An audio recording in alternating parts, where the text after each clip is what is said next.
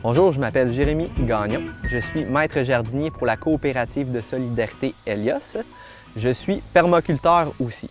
Ma mission, présentement, c'est de permettre une autonomie alimentaire aux gens. Donc, c'est d'avoir des magnifiques jardins pour qu'ils puissent s'autosuffire en alimentation.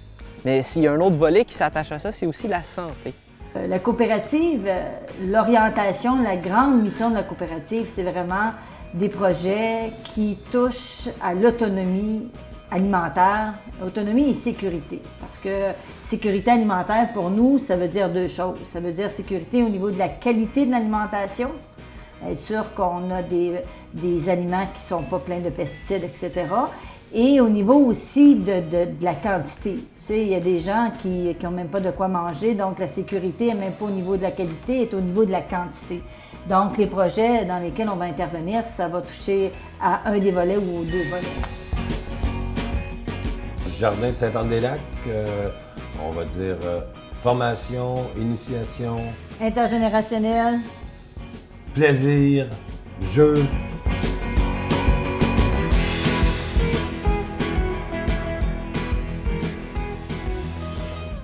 Fait que ça va bien tout le monde? Oui! Ouais, on est prêt à planter des belles affaires? Bon! Qu'est-ce que vous avez planté la semaine passée ont déjà commencé à pousser.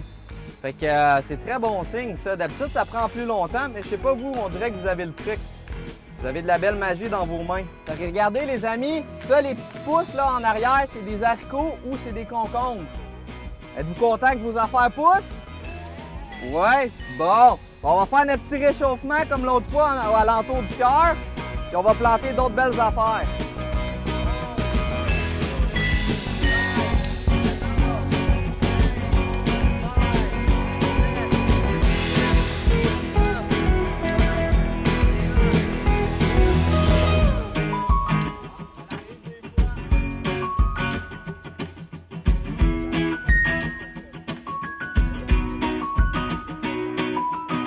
Ce qu'on voit ce matin, c'est la première phase d'un programme qui a été alloué, qui s'appelle Horizon Aîné, avec l'appui de Québec en forme, nous permet de faire des jardins intergénérationnels. Alors, ce qu'on voit ici, c'est les enfants qui sont en train de faire leurs expériences dans le jardin. Et dans un avenir assez rapproché, les bacs de jardinage vont être prêts pour les personnes âgées pour qu'éventuellement, ce soit vraiment là, et les personnes âgées, les aînés et les enfants qui puissent cultiver ensemble.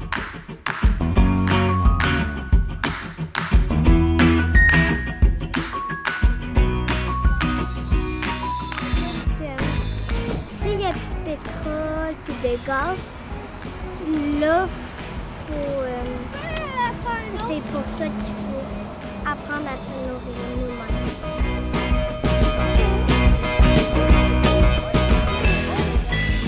Donc, c'est au début de les conscientiser sur l'importance d'être capable de cultiver sa nourriture.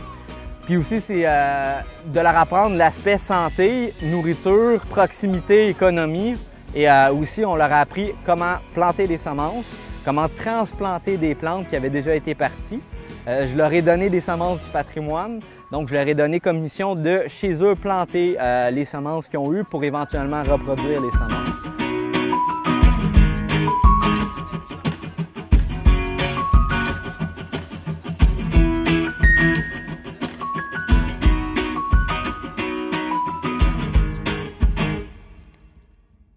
Après ça, si on parle du jardin numéro 2 à Saint-Sauveur.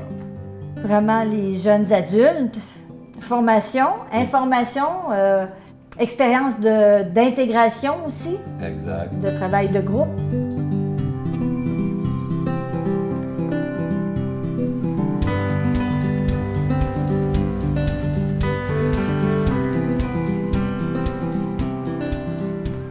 Le Carrefour Jeunesse Emploi est un organisme à but non lucratif qui vient en aide aux jeunes de 16 à 35 ans. dans leur intégration socio-professionnelle par diverses activités, soit au niveau de leur curriculum vitae, leur recherche d'emploi, ça peut être aussi au niveau de leur orientation professionnelle.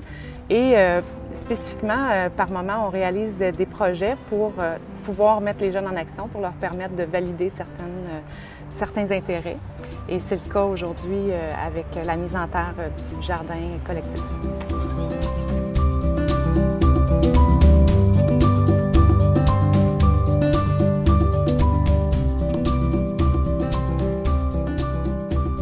Ça fait au moins 7 à 10 ans que j'étais dans le domaine technologique, l'informatique, télécommunications, tout ça. C'est des beaux domaines, sauf qu'un jour, je me suis réveillé, je me suis dit, je suis tanné d'être enfermé entre 4 murs, je suis tanné d'être derrière un computer, derrière un ordinateur ou des appareils technologiques. Ça me grille le cerveau, carrément. Je n'étais plus en forme, je n'étais plus à l'aise. C'est important de penser à notre santé avant l'argent. Parce qu'aujourd'hui, je trouve que les gens sont trop centrés sur l'argent, l'argent. Mais il n'y a pas juste l'argent dans la vie, il y a aussi la santé avant tout. Fait que moi, c'est une valeur qui m'était ancrée depuis que je suis tout petit, mais que j'ai un peu mis de côté. Et là, justement, dernièrement, je me suis réveillé. Fait que c'est important d'écouter nos valeurs personnelles pour bien grandir. Puis moi, ça fait partie de mes valeurs, la santé, la famille, le bien-être. Fait que c'est pour ça que j'ai eu comme un genre de réveil, puis je me suis dit, ah ben, on va essayer l'agriculture, pourquoi pas.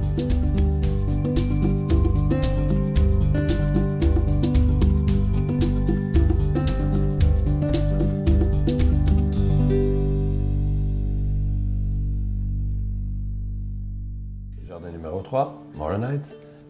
Ici, on parle vraiment de plus grande production, de diversité. On parlerait d'aménagement de paysages comestibles. Exact. La notion de permaculture est plus évidente et plus présente à cause de la grandeur du terrain.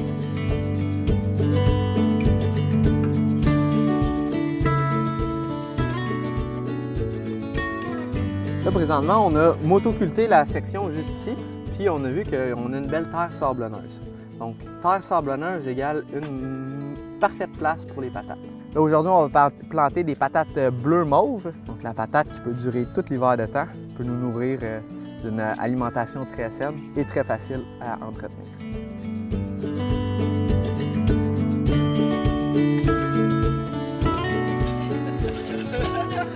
J'ai trouvé ça ce matin dans un trou de patates, donc c'est une bonne signe, ça, je pense.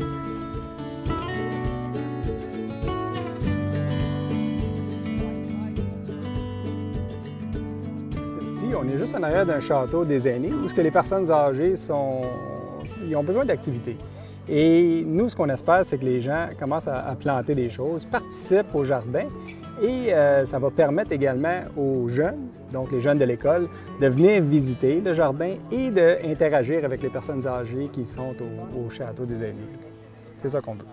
Bien, un des bénéfices majeurs, c'est le garde-manger des Pays d'en haut qui va récolter une bonne partie de la nourriture.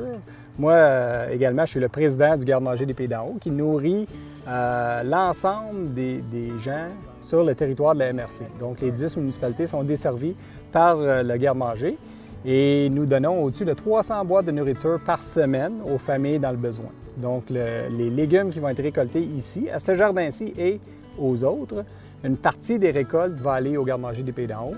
Ça va permettre aux gens d'avoir de la nourriture fraîche à toutes les semaines. Ceux qui n'ont pas les moyens d'habitude d'en avoir. Mais ça rejoint tout le monde et c'est quelque chose que tout le monde est impliqué à un certain moment ou à un certain point dans leur vie. On peut dire que nous étions là du début. Eux, en voyant ça, je m'en souviens la journée qu'on a planté les arbres, qu'on a vu Reagan et Heather planter les patates, puis là maintenant le champ est plein et tout. Alors eux, ils vont pouvoir passer ça à l'autre génération après. Un arbre de fruits, ça dure des années et des années et des années, et ça reste là pour toujours. Alors la terre ici va être fertile, elle va être prête à n'importe qui va pouvoir venir planter après que peut-être Heather puis Reagan ne seront plus là pour le faire. Alors je pense que c'est vraiment long terme dans le futur, ça va toujours être là. Ça ne disparaît pas, ça. Non, tu peux en mettre pour l'autre côté aussi, mais non, c'est parfait de même.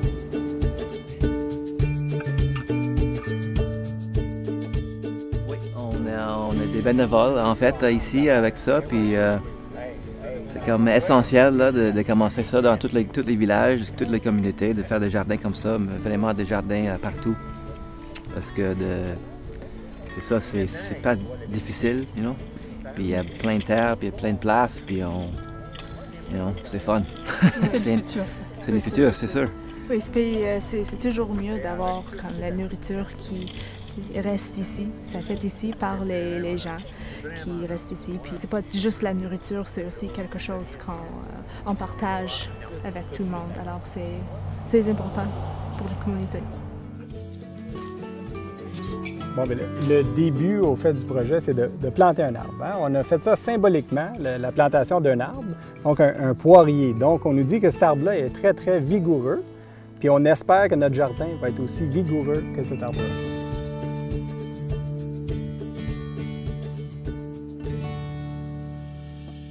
Le projet de l'Aquapilla, c'est un très beau projet parce qu'on ne parle pas juste de nourrir les gens, on les amène vers des notions d'empowerment, d'autonomie alimentaire.